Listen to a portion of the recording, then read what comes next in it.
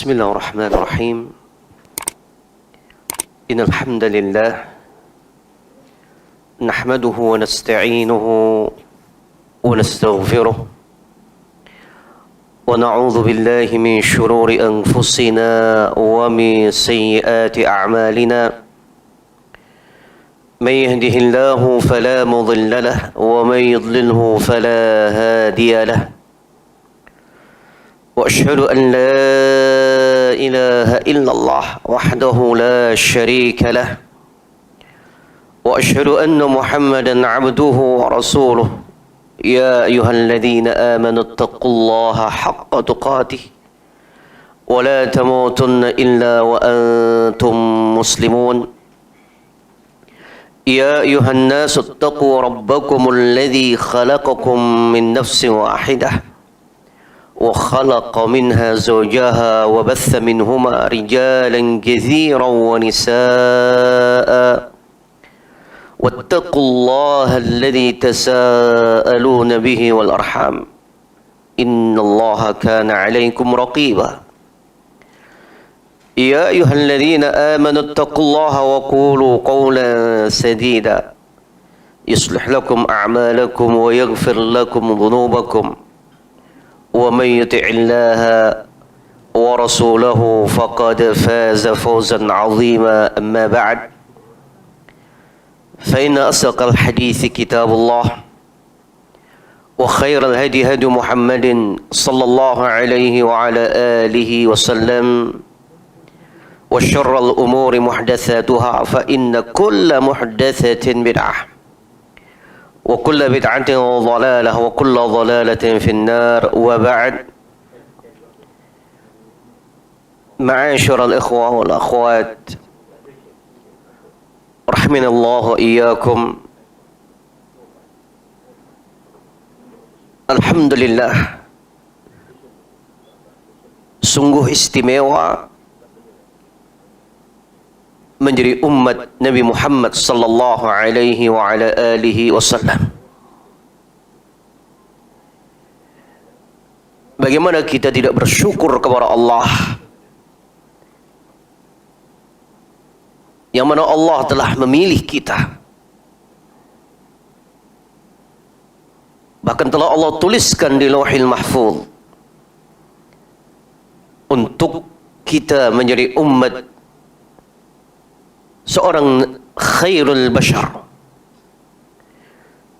Kita menjadi pengikut Sayyidul Bashar, pengemban risalah yang sempurna bagi Nabi Muhammad sallallahu alaihi wa ala alihi wasallam. Subhanallah, seorang pengemban risalah yang mengajarkan kepada kita semua kebaikan. Tidak ada perkara yang akan mendekatkan ke syurga Allah subhanahu wa ta'ala kecuali dengan teramat sangat jelas. Tidak ada kesamaran. Allah kabarkan untuk kita. Dan tidak ada perkara yang akan menjadikan Allah murka kecuali Allah subhanahu wa ta'ala telah jelaskan dengan teramat sangat jelas. Tidak ada kesamaran. Allah jelaskan dalam Al-Quran dan bahkan dijelaskan oleh Rasulullah sallallahu alaihi wa ala alihi wasallam. Keutuhan agama yang Allah turunkan kepada baginda Nabi Muhammad sallallahu alaihi wa ala alihi wasallam menjadi sesuatu yang teramat sangat didambakan dan diinginkan oleh orang-orang Yahudi, yang mana mereka sangat menginginkan agama yang sempurna ini turun kepada mereka. Di dalam Sahih Al-Bukhari dikisahkan seorang Yahudi yang datang kepada Umar ibn Khattab radhiyallahu taala anhu di saat beliau menjadi khalifah. Seraya menyatakan, ayatun taqra'unaha law nazalat fina ma'syar al-yahud lattakhadnahu 'idan. Orang Yahudi ini berkata kepada Amirul Mukminin Umar ibn Khattab radhiyallahu taala anhu, satu ayat taqra'unaha yang senantiasa kalian baca di dalam Al-Quran. Apabila satu ayat ini turun kepada kami bangsa Yahud, law nazalat fina ma'syar al-yahud lattakhadnahu 'idan, sungguh kami akan menjadikan hari turunnya ayat itu sebagai hari Id, sebagai hari raya. Maka bila pun bertanya tentang ayat itu, dan orang Yahudi ini pun membacakan firman Allah Subhanahu wa taala, al-yawma akmaltu lakum dinakum wa atmamtu 'alaikum ni'mati wa raditu lakumul Islam adina. Ayat yang mengkhabarkan kepada kita kesempurnaan kitab yang diturunkan, keutuhan nikmat yang Allah kurniakan, dan Allah hanya ridha untuk kita agama Islam. Ayat ini demikian istimewa bagi Yahudi, yang berarti mengabarkan bahwa kitab yang terakhir yang dibawa atau yang diturunkan kepada Rasulullah sallallahu alaihi wasallam adalah berita yang menunjukkan, yang mengabarkan tentang sempurnanya risalah yang Allah turunkan, dan tidak akan ada risalah, agama atau nabi yang diutus setelah Al-Quran ini. Kita mengingat Yahudi Bani Qainuqa, Bani Nadir, dan beberapa kabilah Yahudi yang menempati kota Madinah. Notabene-nya atau mereka ini menempati kota Madinah karena khabar dalam kitab yang diturunkan akan datangnya seorang nabi di kota Madinah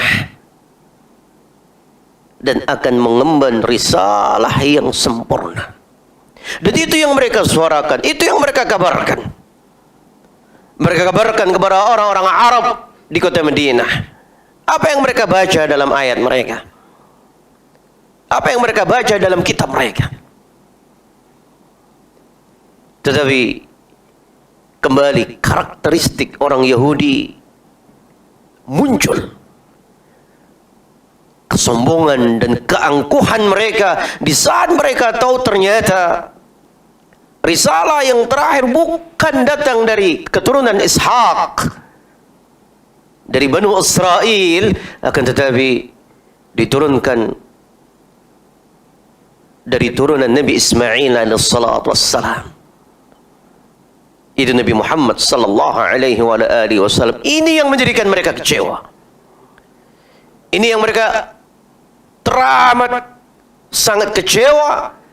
Bahkan mereka kembali kepada sifat mereka, sifat sejati orang-orang Yahudi, menentang, angkuh, sombong, dan bahkan mereka berkeinginan untuk membunuh Rasulullah sallallahu alaihi wasallam. Agama yang sempurna yang akan Allah jaga, karena Allah tidak pernah menjanjikan untuk menjaga satupun agama. Allah tidak pernah menjanjikan satupun kitab yang Allah turunkan kecuali terhadap Al-Quran. Sebagaimana firman Allah Subhanahu wa taala, "Inna nahnu nazzalna dzikra wa inna lahu lahafizun." Kami yang menurunkan az-dzikra, Al-Quran Allah turunkan. Wa inna lahu lahafizun. Ini janji Allah. Allah akan jaga. Allah akan jaga ila qiyamis sa'ah. Kalau kitab yang lainnya, sebagaimana Allah kabarkan, yuharrifunal kalima an mawadhi'ih. Bagaimana orang-orang Yahudi atau ahlul kitab sangat berani untuk mereka mengubah, merubah, memasukkan apa yang mereka inginkan. Dan hal ini mengingatkan kisah yang disebutkan oleh Imam Al-Bukhari dalam As-Sahih. Kisah ayahnya Sa'id ibn Zaid. Sa'id ibn Zaid yang bernama Zaid ibn Amr ibn Nufail, yang mana ayah daripada Sa'id ibn Zaid ini dikisahkan dalam Sahih Al-Bukhari pergi ke negeri Syam untuk mengenali agama Yahudi dan agama Nasrani. Dia menginginkan Zaid ibn Amr ibn Nufail ini menginginkan untuk bisa mengikuti agama yang ada kitabnya. Maka datang kepada Yahudi, kepada a'lamuhum, kepada seorang alim. Tetapi orang yang dianggap alim ini pun menyatakan untuk jangan mengikutinya. Kalau engkau mengikutinya, aku khawatir engkau akan mendapatkan hukuman dari Allah Subhanahu wa taala. Karena mereka tahu kerusakan yang ada pada agama mereka. Maka demikian pula Zaid bin Amr datang kepada seorang rahib dari kalangan Nasara, jawaban sama. Kecewa dia, kembali pulang ke kota Mekah. Tidak ada jaminan yang akan dijaga Allah Subhanahu wa taala hanyalah Al-Quran. Dan di antara bentuk penjagaan Allah Subhanahu wa taala ini kemuliaan untuk umat ini. Di antara cara Allah Subhanahu wa taala menjaga agama ini, di antaranya Allah menjaga dengan isnad. Sebagaimana disampaikan oleh Al-Imam Ibn Al-Mudhaffar rahimahullahu ta'ala, dan mirip ucapan beliau sebagaimana diucapkan pula oleh Syekhul Islam Ibn Taimiyah rahimahullahu ta'ala. Mereka berkata, Inna Allaha syarrafa hadhihi al-ummah wa faddalaha bil isnad. Allah Subhanahu wa taala memberikan kemuliaan untuk umat ini, untuk ummatul Muhammadiyah. Allah berikan kemuliaan dan keutamaan bil isnad, dengan isnad yang tidak Allah berikan kepada yang lainnya. Yahudi, Nasrani, dan semua agama tidak memiliki isnad sebagaimana agama kita. Dan ini merupakan bentuk bagaimana Allah Subhanahu wa taala menjaga agama ini. Bagaimana Allah Subhanahu wa taala pun subhanallah telah mengajarkan sifatul isnad ketika Allah menurunkan Al-Quran. Allah menyampaikan kepada Jibril, Jibril menyampaikan kepada Rasulullah sallallahu alaihi wa ala alihi wasallam kaifiyah yang demikian utuh dan sempurna seperti disebutkan dalam Sahih Al-Bukhari. Pada pembahasan yang pertama, di jilid yang pertama diingatkan Kitabu Badi'il Wahyi. Disebutkan semuanya bagaimana turunnya wahyu dari Jibril, dan Jibril dari Allah Subhanahu wa taala.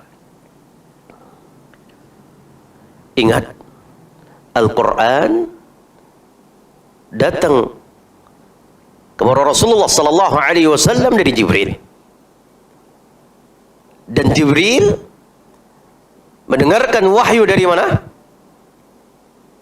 Ingat, jangan terjebak, jangan salah. Ini ada prinsip Ahlus Sunnah wal Jamaah yang ada kalanya kita lupa. Ada orang yang berkata, yang mengingkari bahwasanya Al-Quran adalah kalamullah, baik itu dari kalangan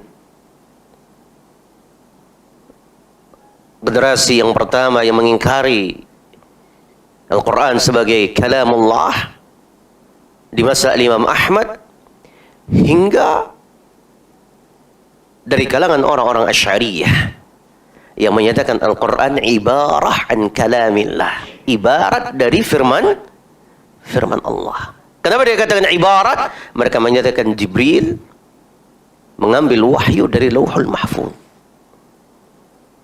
Ini salah. Karena Al-Quran langsung datang dari Jibril kepada Rasulullah sallallahu alaihi wasallam, dan Jibril mendapatkan dari Allah Subhanahu wa taala. Ini keistimewaan Al-Quran. Keistimewaan Al-Quran. Dan ma'asyiral ikhwah rahimanallahu wa iyyakum, agama yang sangat mulia ini sangat Allah jaga dari semua upaya orang-orang yang akan merusak. Bahkan seorang Sayyidul Bashar, Kalimullah wa Khaliluh, Rasulullah sallallahu alaihi wasallam mendapatkan ancaman dari Allah dalam keadaan beliau tidak akan pernah melakukan, tetapi sebagai bentuk pengajaran untuk umatnya. Silakan buka mushaf, terjemahan mushaf yang ada, mungkin bisa buka surat Al-Haqqah juz 29 ayat 44, 45, 46, 47. Bagaimana Allah Subhanahu wa taala mengancam, walaupun tidak akan pernah tentunya Rasulullah melakukan sallallahu alaihi wasallam, tetapi apa yang Allah kabarkan ini peringatan yang demikian kerasnya. Siapapun yang ingin menisbatkan agama, yang ingin menisbatkan ucapan, atau ada orang yang ingin mengatakan ini baik, dalam keadaan tidak pernah Allah mengatakan itu baik, tidak pernah Allah katakan atau Allah firmankan dalam Al-Quran, dan ancaman yang demikian mengerikan. Coba tolong dibaca. Sudah ada? Sudah dapat? Surat Al-Haqqah. Coba dibaca dengan suara keras atau suara tinggi. Silahkan. Ayat 44. Al-Haqqah.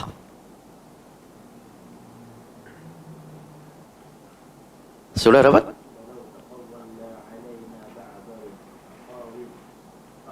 Iya, sahih.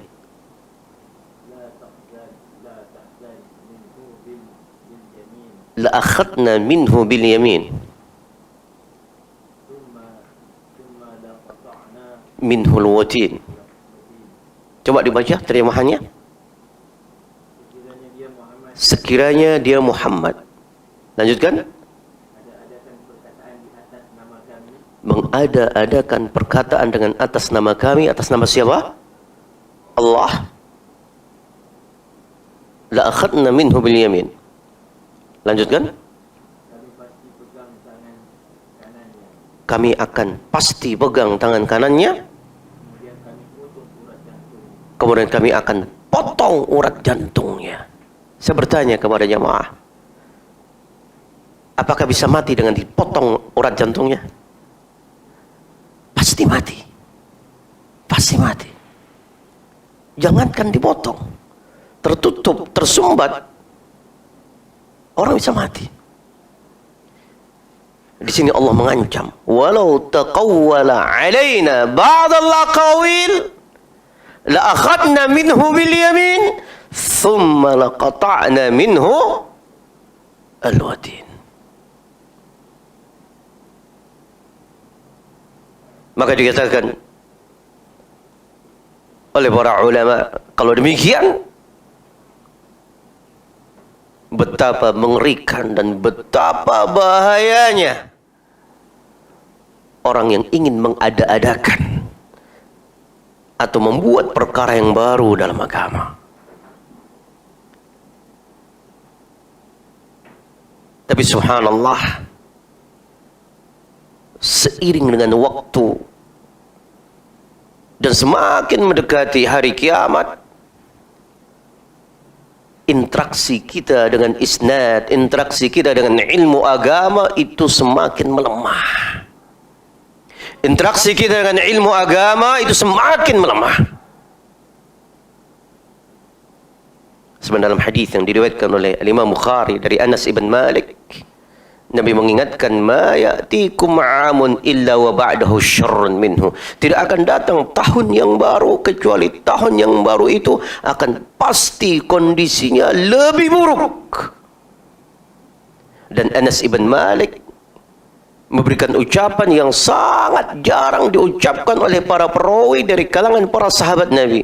Abu Hurairah tidak pernah mengucapkannya, Ibnu Umar tidak pernah mengucapkan, Anas ibn Malik tidak pernah mengucapkan, Aisyah radhiyallahu taala anha wa an sahabati ajma'in tidak pernah mengucapkan, al-mukthirina fil hadis tidak pernah mengucapkan. Tapi Anas ibn Malik mengucapkan ucapan dengan menyatakan, wa hadza sami'tuhu min nabiyikum. Ini yang aku ucapkan, sungguh telah aku dengarkan dari nabi kalian.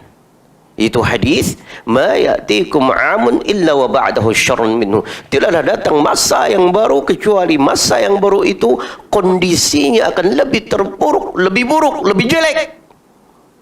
Ini ditafsirkan oleh Ibnu Umar radhiyallahu taala anhuma, dan demikian pula Ibnu Mas'ud radhiyallahu taala anhu, dikatakan buruk, dikatakan jelek, dikatakan terpuruk karena semakin melemahnya umat ini dalam berinteraksi terhadap ilmu agama. Tidak ada kepedulian terhadap ilmu agama. Semua apa ketika ada orang yang berkata ini bagian daripada agama, mereka akan terima. Kalau masa dahulu, sebagaimana diceritakan dari Ibnu Sirin rahimahullahu ta'ala, di saat beliau menyatakan al-ilmu dinun, ilmu adalah agama, fangduru amman ta'khuduna dinakum, maka perhatikan dari siapa kalian mengambil agama, mengajarkan kepada kita untuk memiliki isnad, dalam arti apa yang harus kita pelajari benar-benar sesuatu yang itu adalah hak yang diajarkan oleh Rasulullah sallallahu alaihi wa alihi wasallam kepada para sahabatnya.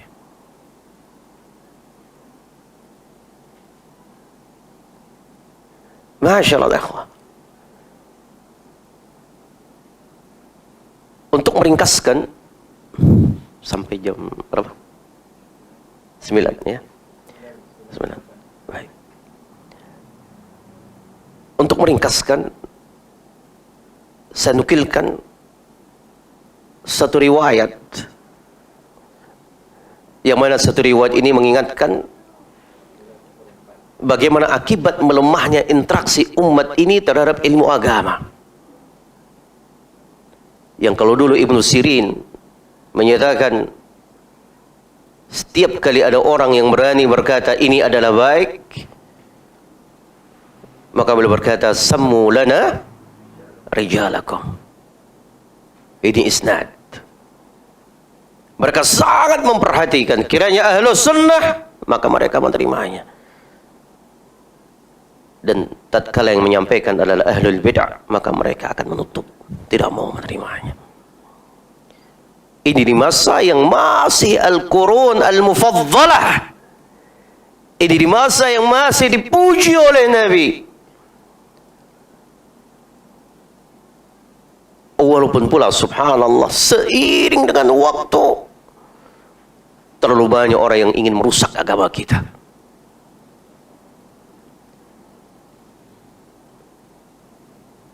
Sebagai penutup, saya akan bacakan sebuah riwayat. Riwayat ini disebutkan oleh Al-Imam Ibnu Qayyim rahimahullahu ta'ala dan dikatakan sahih, dan juga oleh Al-Imam Abu Nuaim dalam kitabnya Al-Hilyah, dan para ulama menyatakan bahawa riwayat ini adalah riwayat yang sahih. Riwayat yang diucapkan oleh Ali bin Abi Thalib radhiyallahu ta'ala anhu. Riwayat yang diucapkan oleh siapa? Ali bin Abi Thalib radhiyallahu ta'ala anhu, yang disampaikan kepada muridnya yang bernama Kumail ibn Ziyad. Yang bernama siapa? Kumail ibn Ziyad. Ali bin Abi Thalib, sahabat Nabi yang mulia, dan mati dalam keadaan dibunuh oleh tokoh Khawarij yang bernama siapa? Abdurrahman ibnu, ada yang menyatakan Muljam, ada yang menyatakan Ibnu Muljim. Seorang hafidhul Quran, orang yang menjaga malam dengan qiyam, dan orang yang menjaga siang hari dengan melakukan siyam. Ini Ibnu Muljim, yang tatkala beliau dieksekusi mati, menutup akhir-akhir katanya dengan selalu berzikir kepada Allah. Ketika dipotong telinganya, dia berzikir kepada Allah. Ditusuk matanya, dia berzikir kepada Allah. Sampai pada akhirnya ketika lidahnya dipotong, saat akan dipotong baru dia menangis. Sebelumnya tidak ada air mata yang keluar. Tapi ketika akan dipotong lidahnya, keluar air mata, dia menangis. Dan dia menyatakan, sungguh sedih aku. Bukan karena aku takut mati, tapi karena aku tidak bisa lagi untuk berzikir kepada Allah di akhir kehidupan. Ini pembunuh Ali bin Abi Thalib. Ini dikatakan oleh Nabi, qilabu jahannam, oleh Rasulullah sallallahu alaihi wasallam. Demikian pula muridnya yang diberikan nasihat, Kumail bin Ziyad, juga mati dibunuh. Antara guru dan muridnya yang bernasib sama. Suatu saat Ali bin Abi Thalib radhiyallahu ta'ala anhu, dalam riwayat yang cukup panjang, yang dia mengawali dengan kata-katanya, ihfad anni ma aqul, hafalkan dariku apa yang akan aku ucapkan. Ihfad anni ma aqul. Di antara yang beliau nasihatkan kepada Kumail ibn Ziyad untuk dihafalkan, untuk menjadi pengajaran dan menjadi suatu riwayat yang kelak akan disampaikan, kata Ali bin Abi Thalib radhiyallahu ta'ala anhu, an-nasu thalathatun. An-nasu thalathatun. Umat manusia ini, kaum muslimin ini, ada 3 golongan. Ada berapa? 3 golongan. Dalam masalah apa? Dalam masalah interaksi mereka terhadap ilmu agama. An-nasu berapa? Ulangi lagi. An-nasu thalathatun. Yang pertama, al-alimur rabbani. Ini golongan yang pertama. Golongan yang akan senantiasa memperhatikan isnad di dalam beragama. Al-alimu ar-rabbani, seorang yang berilmu dan ilmunya itu benar-benar ilmu yang rabbani, yang dia pelajari, yang dia sampaikan apa yang datang dari Allah Subhanahu wa ta'ala. Siapa Rabbani yang dimaksudkan? Yang dimaksudkan sebagai al-alimur Rabbani, sebagaimana firman Allah Subhanahu wa ta'ala, kunu rabbaniyina bima kuntum tuallimuna alkitaba wa bima kuntum tadrusun. Siapa mereka? Saya simpulkan ciri al-alimur rabbani ada 3. Seperti dikatakan oleh Ibnu Abbas ketika mentafsirkan ayat ini. Demikian pula diriwayatkan dari Sa'id Ibn Jubair rahimahullah ta'ala. Dan demikian pula dari Imam Hasan al-Basri rahimahullah ta'ala. Ciri al-alimur rabbani, sosok yang dikatakan al-alimur rabbani, yang pertama kata Sa'id Ibn Jubair adalah orang yang memiliki ilmu yang kokoh, orang yang memiliki ar-rusukh fil ilm, sebagaimana firman Allah, warrasikhuna fil ilm. Ini yang pertama. Pertanyaannya, bagaimana dikatakan dia rasikh fil ilm? Saya ulangi. Umat ini ada berapa golongan? 3. Golongan yang pertama, al-alimur rabbani. Dan orang yang dikatakan alimur rabbani ini memiliki berapa? 3 sifat. Sifat yang pertama apa? Ilmu yang rasikh, yang kuat. Dan ciri ilmu yang rasikh ada 3. Dikatakan dia rusukh, rasikh fil ilm jika mampu melakukan 3 keadaan, 3 kondisi. Disebutkan oleh Imam Ahmad dalam musnadnya, dan demikian pula disebutkan Ibnu Abdul Bar dan para ulama, hadis yang masyhur, yang sahih, yang pula disahihkan oleh Imam Al-Albani rahimahullah ta'ala, ketika beliau mensifati orang-orang yang berilmu itu, yang dikatakan oleh beliau sebagai orang yang adil. Perhatikan, yahmilu hadzal ilma min kulli khalafin uduluh, yang akan membawa agama dari setiap generasi adalah orang yang adil, yang kokoh ilmunya, yang mampu melakukan, yang pertama kata Nabi, yunfuna anhu tahrifal ghalin. Ini ciri yang pertama. Dikatakan dia rasikh kalau dia mampu yunfuna anhu tahrifal ghalin, mampu mematahkan syubhat, mampu membongkar orang-orang yang ekstrim di dalam beragama. Al-ghulu, yaitu orang-orang yang ekstrim di dalam beragama. Artinya kalau dia mampu untuk menyingkap, mampu untuk membantah kaum yang ghulu di dalam beragama, maka ini ciri yang pertama sebagai orang yang adil dan orang yang rasikh di dalam ilmu. Ali bin Abi Thalib radhiyallahu taala anhu, sebelum beliau memberangkatkan pasukan, ribuan pasukan untuk memerangi orang Khawarij, dalam Sahih Al-Bukhari apa yang beliau lakukan? Diceritakan beliau mengutus sahabat Nabi, murid Nabi, mufassir, yang didoakan oleh Nabi sallallahu alaihi wasallam, Allahumma faqihhu fid din wa 'allimhu at-ta'wil. Siapa ini? Ibnu Abbas radhiyallahu taala anhum, yang paling mengetahui tentang tafsirul Quran. Diutus oleh Ali bin Abi Thalib untuk berangkat menjumpai mereka, orang-orang yang ghulu, yang ekstrim ini, karena mereka adalah orang-orang yang menghafalkan Al-Quran, bahkan juga mereka meriwayatkan hadis.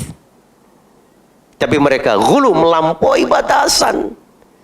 Mereka melompati para sahabat Nabi dengan langsung mentafsirkan Al-Quran sesuai dengan apa yang mereka inginkan. Ali bin Abi Thalib berangkat, Ibnu Abbas berangkat ke perkampungan orang-orang Khawarij dan terjadi dialog. Orang Khawarij menyebutkan ayat demi ayat. Di antara ayat yang mereka baca, yang mereka sampaikan adalah waman lam yahkum bima anzalallah faulaika humul kafirun. Semua ayat yang mereka bawakan dijelaskan akan maknanya, yang artinya mereka telah salah dalam memahami akan ayat yang mereka baca, dan mereka salah dalam memahami hadis yang juga mereka baca. Karena para sahabat itu tidak akan berbicara dengan menggunakan hawa nafsunya. Itu para sahabat. Para sahabat akan menyampaikan ilmu mereka dari apa yang telah mereka dapatkan dari lisan Nabi sallallahu alaihi wasallam. Dan mereka akan diam, tidak mau berucap jika mereka tidak mendapatkan keterangan baik satu kata pun dalam Al-Quran yang mereka tahu arti secara bahasanya, karena mereka orang Arab. Tapi kalau mereka belum mengetahui tafsirnya, maka mereka tidak akan pernah berani berkata. Sebagaimana riwayat yang juga dinukilkan oleh Imam Al-Baihaqi dalam kitabnya Syu'abul Iman, riwayat Abu Bakar radhiyallahu ta'ala anhu. Di saat Abu Bakar ditanya tentang tafsir firman Allah Subhanahu wa taala, yang kalau kita semua telah belajar bahasa Arab, mungkin kita juga aneh.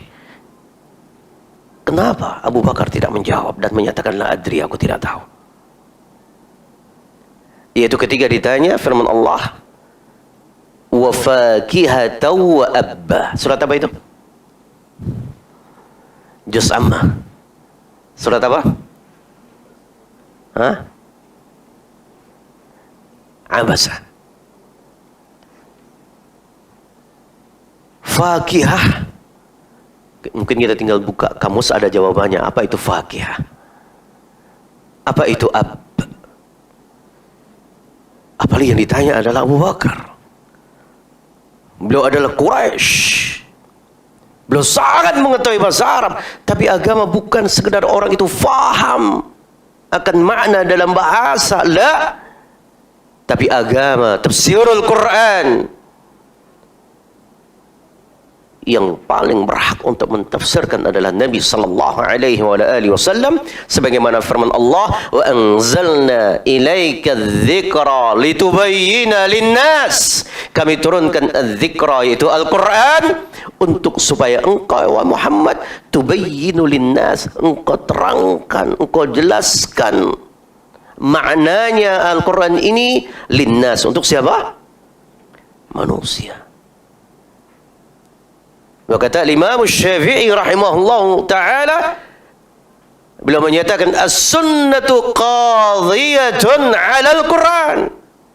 Hadis itu posisinya menerangkan, menjabarkan, mensyarah Al-Quran. Dan para sahabat Nabi ketika belum mendapatkan akan maknanya, syarahnya dari Rasulullah sallallahu alaihi wasallam, maka mereka diam. Maka saat ditanya tentang ayat ini, beliau menyatakan la adri, aku tidak tahu. Heran tabi'in yang bertanya ini. Maka Abu Bakar menjawab keheranan itu dengan menyatakan, hal min ardhin tuqilluni wa hal min sama'in tudhilluni ala an aqula fil Qur'ani bighairi ilmi. Adakah bumi yang akan menopangku? Adakah langit yang akan menaungi aku jika aku berani berkata dalam Al-Quran dengan tanpa ilmu? Ini kehati-hatian. Ini ciri orang-orang yang memang rasikh dalam ilmu, tidak akan berucap dengan ucapan yang tidak ada ilmunya. Maka Ibnu Mas'ud radhiyallahu taala anhu menyatakan dalam sebuah riwayat yang sahih, Beliau menyatakan bahwa para sahabat, perhatikan, para sahabat Nabi, a'lamu hadhil ummah, generasi yang paling berilmu. A'lamu, dalam riwayat dikatakan wa a'maquhum ilman, yang paling dalam ilmunya, yang paling rasikh ilmunya, itu para sahabat. Dan yang berkata adalah Ibnu Mas'ud radhiyallahu taala anhum, a'maquhum ilman, paling rasikh, tidak mau berucap kecuali mereka telah tahu ilmunya dari Nabi sallallahu alaihi wasallam. Maka Ali bin Abi Thalib mengirim Ibnu Abbas untuk memberikan pemahaman yang benar dari ayat-ayat yang akan mereka gunakan sebagai hujjah. Dan yang mampu untuk melakukan seperti ini adalah orang yang memiliki ilmu yang rasikh, dan mereka adalah seorang alim rabbani. Ciri kedua, dia dikatakan rasikh adalah wa yunfuna anhu intihalal mubtilin, mampu membersihkan, mampu menjaga agama ini dari upaya orang-orang yang ingin menisbatkan sesuatu yang batil kepada agama.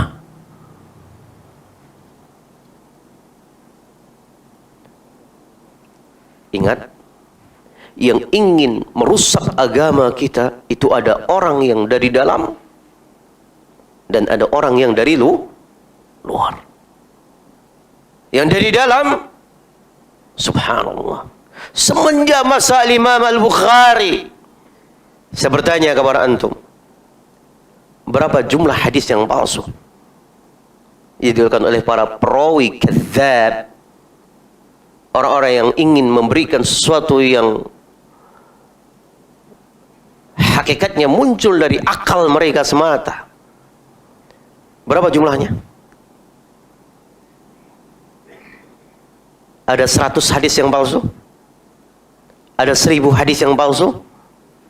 Ada 10.000 hadis yang palsu? Ada 100.000 hadis yang palsu? Ada 1 juta hadis yang palsu? Subhanallah. Satu rawi yang kadzab ada kalanya berani memasukkan 20.000 hadis yang palsu.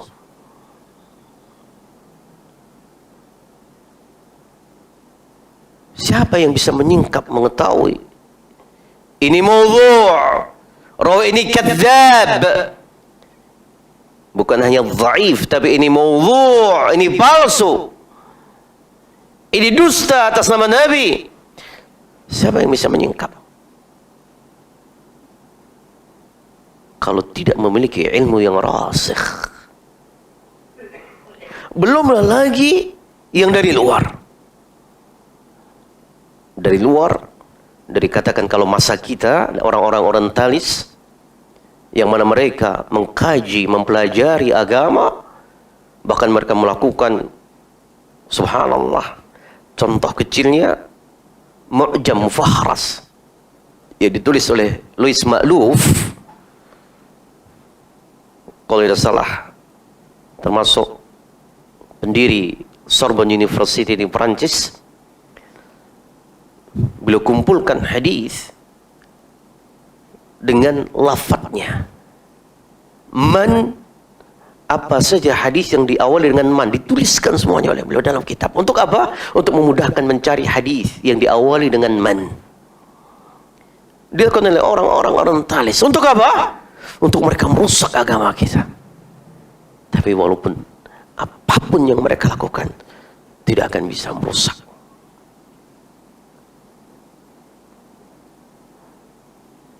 Ini orang-orang orientalis. Belum lagi orang-orang ahlul ahwa, ahlul bid'ah, yang untuk menguatkan apa yang mereka inginkan, mereka membawa ataupun meyakini perihal amalan, keyakinan, dengan tidak memperdulikan ilmu, tidak memperdulikan isnad.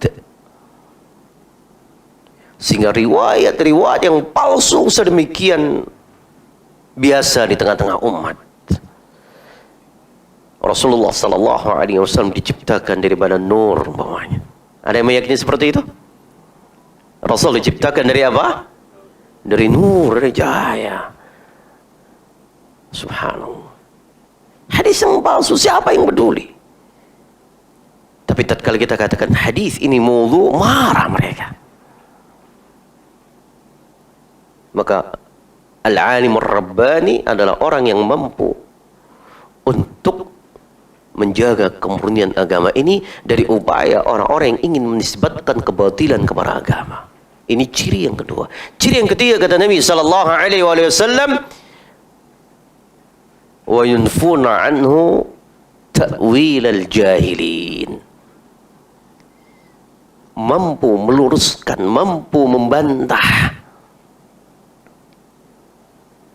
interpretasi terhadap ayat ataupun hadis yang dilakukan oleh orang-orang yang jahil. Dia tidak punya ilmu agama, tidak tahu bahasa Arab kadang-kadang, tapi berani berbicara dalam agama, ini musibah. Ini 3 ciri. Dikatakan orang itu sebagai al-alimur rabbani. Kemudian kita lanjutkan. Saya ulang lagi dari pertama. Umat ini ada berapa golongan? 3 golongan. Golongan yang pertama siapa? Al-alimur rabbani. Ciri daripada al-alimur rabbani yang pertama apa? Memiliki ilmu yang kuat, yang rusukh, yang rasih, orang yang rasih dalam ilmu. Dan ciri dari orang yang rasih dalam ilmu ada berapa? Ada 3. Yang pertama, yang kedua, yang ingin menisbatkan pada agama sesuatu yang batil. Yang ketiga, meluruskan penafsiran orang-orang yang jahil terhadap agama. Ciri berikutnya al-alimur rabbani adalah orang, kata Ibnu Abbas, al-alimu al-faqihu. Berikutnya, banyak orang bisa hafal ilmu agama, hafal Al-Quran, kiranya mungkin hafal kutubus sittah, tapi apakah dia faqih dalam agama? Dia mampu untuk memahami? Karena Nabi mengingatkan dalam hadis yang masyhur, saya kira semuanya menghafalkan, may yuridillahu bihi khairan yufaqihu bihi. Siapa yang meriwayatkan? Siapa sahabatnya? Siapa sahabat yang meriwayatkan? Siapa yang meriwayatkan hadis ini? May yuridillahu bihi khairan yufaqihu fid din. Siapa yang meriwayatkan? Rawinya masyhur dan pernah menjadi khalifah, dan yang meriwayatkan juga masyhur, yang memiliki 2 kitab yang sahih tentunya. Rasul menyatakan, "May yuridillahu bihi khairan yufaqihu fid din." Allah akan fahamkan dia, faqihkan dia dalam agama.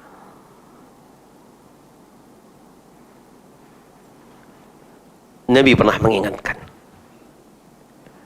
rubba hamilu fiqhin laysa bifaqih. Ada kalanya orang ini, kalau kita bawa dalam keseharian kita, orang ini mungkin hafal, orang ini mungkin punya perpustakaan banyak, kitab banyak, dan mungkin dia hafal Al-Quran, mungkin dia hafal Sahihul Bukhari, tapi dikatakan laysa bifaqih. Tapi bisa jadi dia tidak memahami apa yang dia hafalkan, dia tidak memahami apa yang mereka miliki dari pustaka yang ada. Dan pemahaman yang benar dalam agama ini anugerah Allah yang sangat-sangat besar. Yang terakhir, yang ketiga, orang dikatakan sebagai al-alimur rabbani. Yang pertama memiliki ilmu, yang kedua dia adalah faqih, Yang ketiga, dia adalah orang yang hakim, orang yang bijak. Ciri dari al-alimur rabbani, dia akan sangat bijak.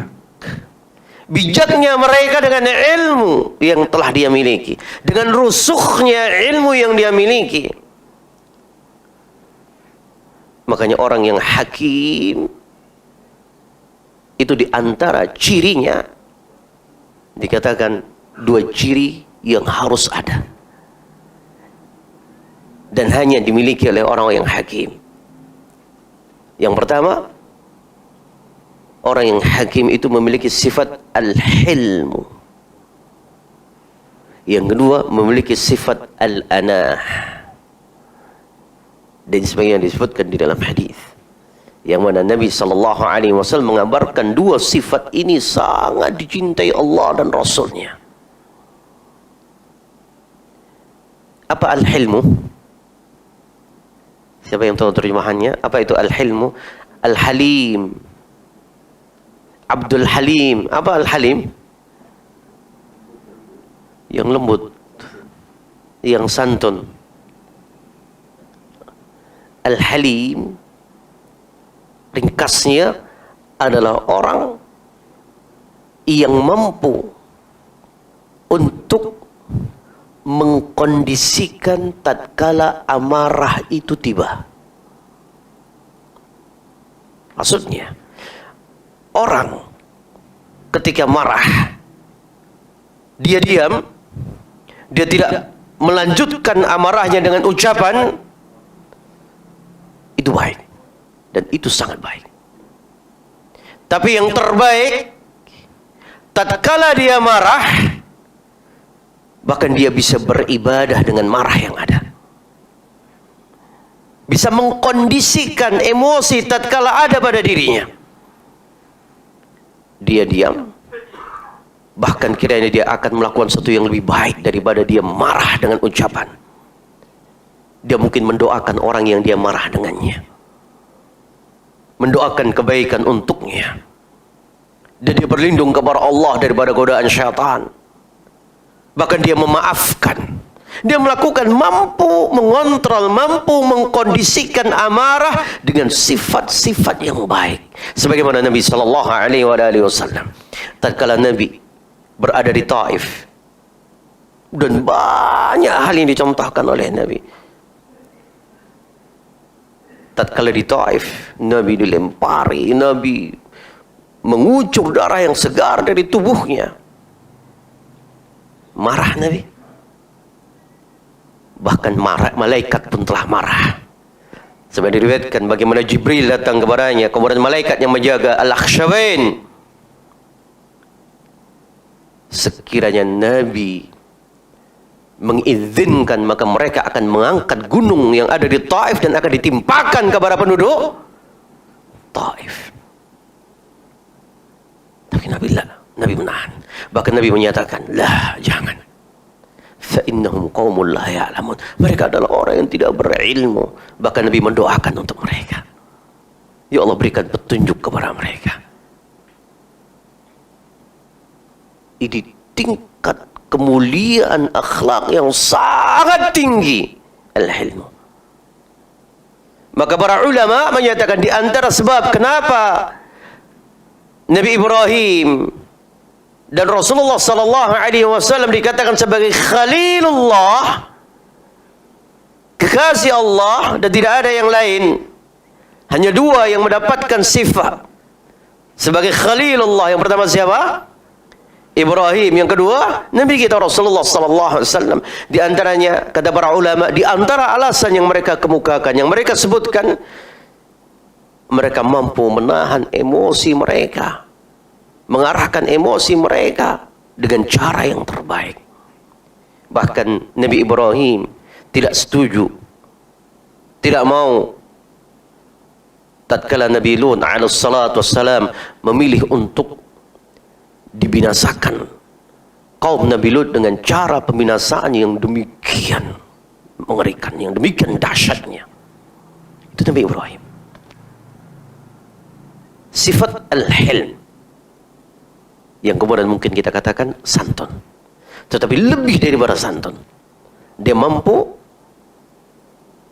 tidak hanya menahan emosi, tapi memanage emosi menjadi sesuatu yang mulia untuknya. Ini al-hilm.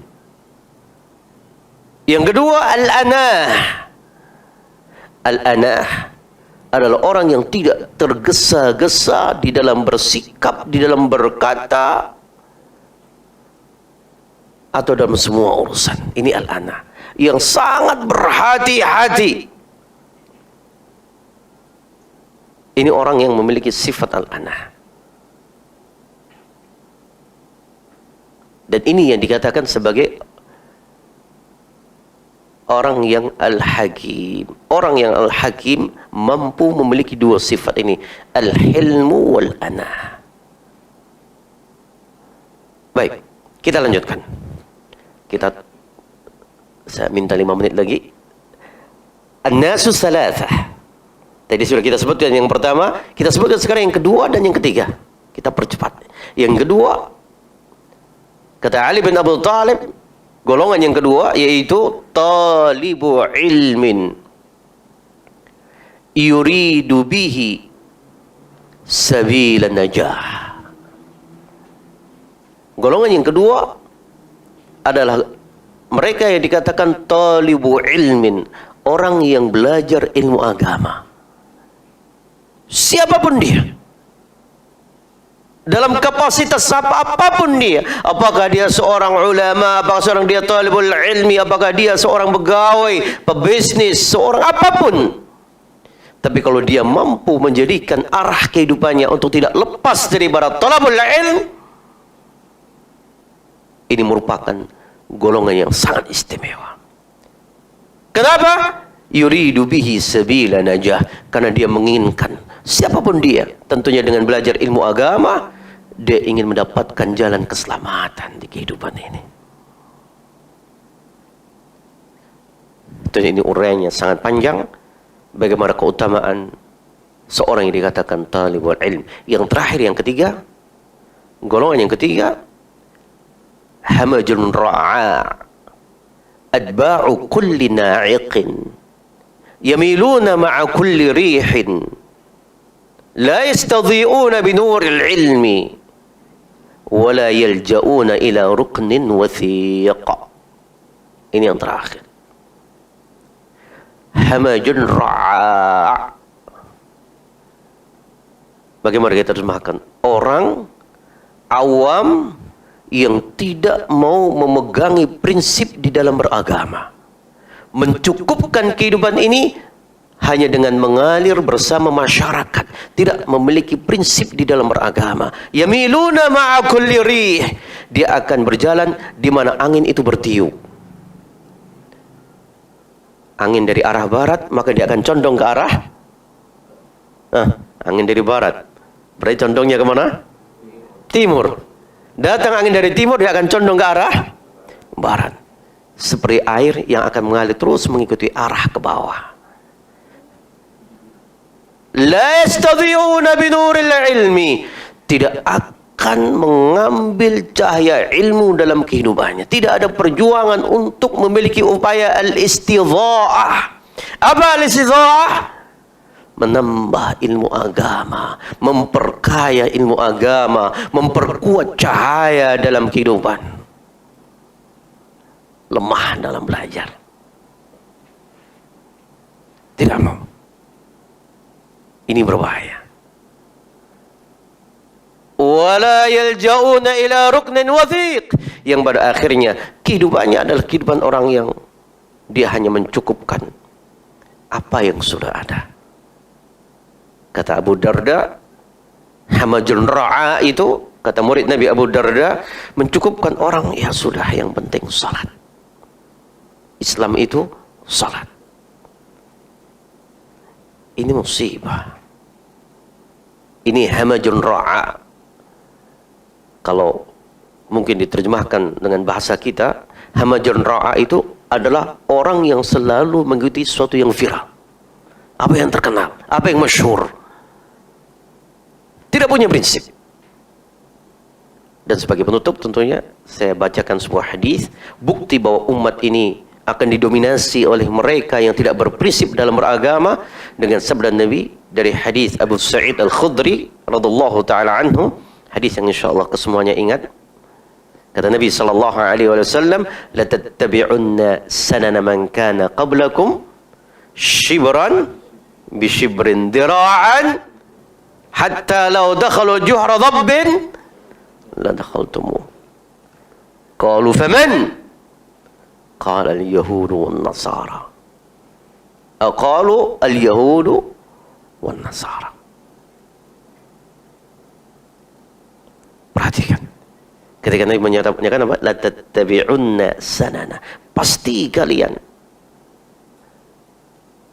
Coba Nabi mengucapkan dengan memberikan tambahan kata-kata sumpah, penguat. Lam ini lamut ta'kid. Nun yang di terakhir nunun musyaddadah juga memiliki penguat makna dari sebuah kata yang diungkapkan, yang dikatakan. Kalau kita terjemahkan secara apa yang ada, la tattabi'unna, sungguh-sungguh dan sungguh-sungguh dan sungguh-sungguh kalian akan, perhatikan, ittiba. La tattabi'unna. Apa itu? Ittiba. Benar-benar ikut dengan ilmu. Tapi siapa yang diikuti? Bahkan secara detail disebutkan shibran bi shibrin, dira'an bi dira'in. Diikuti secara totalitas. Bangsa Yahudi dan bangsa Nasrani. Apa yang tidak diikuti oleh kaum ini? Dan itulah cobaan untuk umat ini. Dan Nabi SAW mengingatkan dalam beragam peringatan, hakikatnya umat ini tertuntut memang untuk selalu belajar ilmu agama dan selalu berdoa kepada Allah. Semoga Allah berikan al-istiqamah di kehidupan ini, hidup di atas agama Allah yang mulia dan wafat di atas agama Allah yang mulia. Demikian yang bisa kami sampaikan. Mohon maaf melampaui dari batasan waktu. Subhanakallah wa hamdika asyhadu an la ilaha illa anta astaghfiruka wa atubu ilaik. Assalamualaikum warahmatullahi wabarakatuh.